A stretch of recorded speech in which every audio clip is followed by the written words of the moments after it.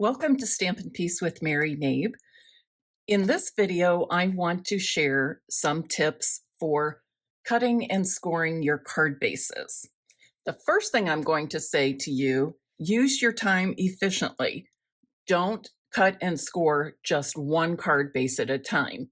Use an 8.5 by 11 sheet of cardstock and score and cut this single sheet, and you'll get two card bases instead of just one.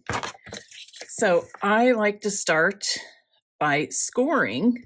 So I've got the short end, the 8.5 inch end at the top of my paper trimmer, and I've got the left edge at 4 1/4. I'm going to score, turn this to the horizontal position, and now cut on the long side at 5.5 inches.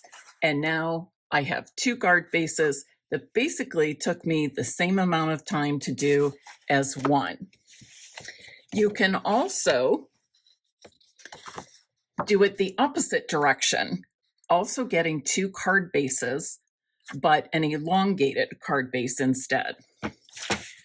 So this time I'm starting with the long edge at the top, the 11-inch edge at the top, and my left edge is at 5.5 inches when I score.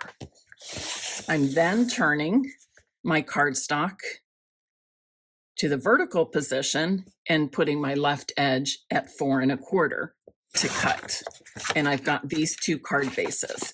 And when you fold each of these and fold the first two, you'll find that they're exactly the same size, that A2 size that measures 5.5 by 4 1/4 inches.